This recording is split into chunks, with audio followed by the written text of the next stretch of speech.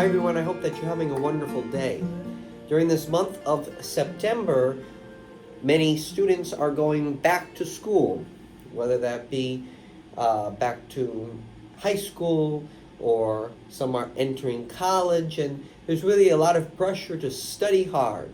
And I'm sure that on the first day of school, many teachers will say, make sure that you do all your work and that you do it all well and that you get hopefully an A in the class and do your best and so on and so forth.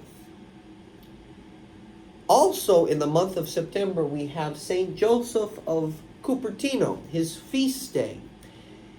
And there are a couple of things that really struck out for me as I've been a student for many years and now teaching, really an inspiration to me. First of all, St. Joseph of Cupertino was truly a simple man.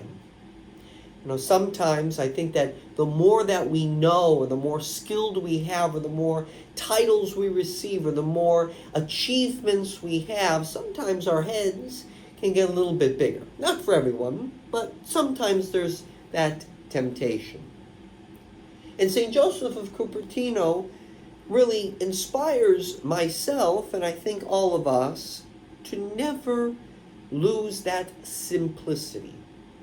And not only a simplicity, well, I don't do anything, or I don't have to achieve anything, or I don't need to study, I don't need to continue to grow. Not that simplicity.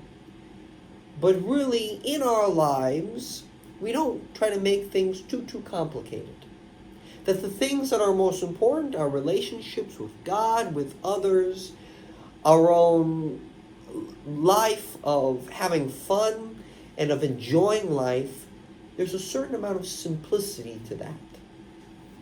St. Joseph of Cupertino really lived that in his life. There was a simplicity to him. He was also not the best student. And therefore, as we hear that famous story, that when he went to take his test to become a priest, he only knew one question, pray to God that it would be that question, and the bishop asked him that question. Really, the patron of students. That oftentimes we're not perfect. That we need to study, we need to do our work, but when we need help, we can turn to God. And God will be there to help us. Now, maybe he won't give us the answers to the test each time. But if we truly do our best, we truly give 100%, and we don't have God, we don't also turn to God as our help, as our guide moving forward, we're missing out on something. And St. Joseph of Cupertino gives us that example. St. Joseph of Cupertino, as you see in this photo, is also the flying saint, because he never ceased to pray. How often in our lives do we have a million things to do, things to study, work to go to, responsibilities, projects, jobs, whatever, and sometimes we forget to stop and pray. And St. Joseph of Cupertino, even though he had other things to do, was a man of prayer, of deep meditation, of a deep union and relationship with God, that he would oftentimes levitate because he had such this profound prayer life, meditation, and relationship with God. Now, hopefully, none of us fly away, but this really shows us that how are we bogged down?